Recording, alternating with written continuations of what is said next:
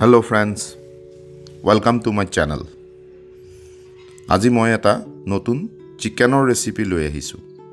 আশা কৰোঁ আপোনালোকে ভিডিঅ'টো শেষলৈকে চাব আৰু চেনেলটো লাইক, ফলো আৰু সাবস্ক্ৰাইব কৰি দিব। ৰেচিপিটো হৈছে লোকেল চিকেনৰ জালুকিয়া।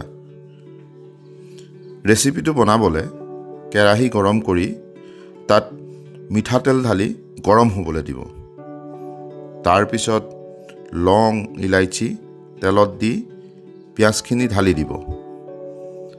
অলপ দেৰি পিয়াজখিনি ভজাৰ পাছত জিৰা পাউডাৰ এড কৰিব আৰু তাৰ পাছত আদা নহৰুৰ পেষ্টটো এড কৰি 2 মিনিটমান ভাজি দিব। তাৰ পিছত আপোনালোকে কাটি থোৱা লোকেল মুৰ্গীৰ মাংসখিনি কেৰাহীত এড কৰিব।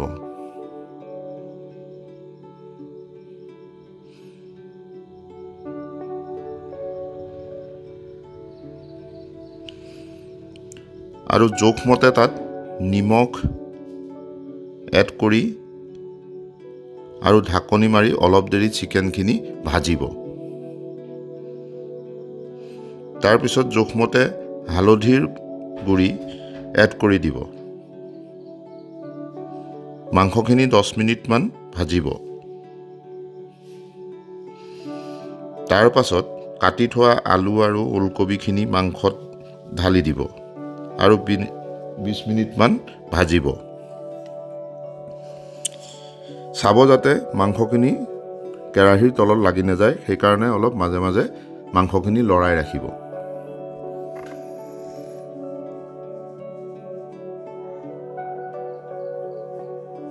এই মাংসটো ভাল হ'বলৈ হ'লে আপোনালোকে এটা কাম কৰিব পাৰে। সেই মাংসটো যেতিয়া আপোনালোকে কিনিবলৈ যাব বজাৰত, তেতিয়া আপোনালোকে মুৰ্গীজনী 1 কেজি 500, 1 কেজি 400 গ্ৰামমান ওজনৰ চাব। আৰু মাইকী মুৰ্গী হ'লে বেছি ভাল আৰু তেল থাকিব লাগে মুৰ্গীটোত।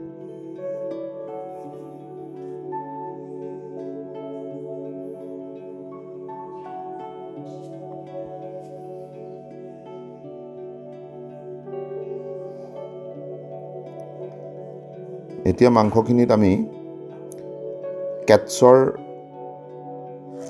চিকেন মছলা জোখমতে আমি তাত এড কৰিম। এড কৰি পেলাই আমি মাংসখিনি 10 মিনিটমান আকৌ আমি ভাজিম। 10 মিনিটমান মাংসখিনি ভাজি হোৱাৰ পাছত আমি তাত জালুক আমি যিখিনি পিচি থৈছিলোঁ, সেই জালুকৰ গুড়িখিনি আমি এড কৰি দিম। আৰু জালুকৰ গুড়িখিনি এড কৰাৰ পাছত আমি আকৌ মাংসখিনি 5 মিনিটমান ভাজিম। আকৌ 5 মিনিটমান ভজাৰ পাছত তাত আমি যোনখিনি পানী গৰম কৰি থৈছিলোঁ, সেই পানীখিনি আমি মাংসত ঢালি দিম। মাংসত ঢালি সেই মাংসখিনি আমি আধা ঘণ্টামান আমি সিজাম। কাৰণ পিয়'ৰ লোকেল চিকেন হ'লে মাংসখিনি টান হ'ব পাৰে। সেইখিনি কোমল হ'বলৈ হ'লে আমি মাংসটো টোটেল 1 ঘণ্টাৰ পৰা 1 ঘণ্টা 10-15 মিনিট আমি সিজাই খাবলৈ বেছি ভাল হ'ব।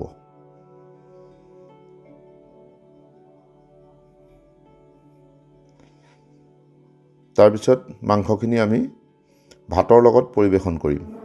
জনাবচোন আপোনালোকে ৰেচিপিটো খাই কেনেকুৱা পালে।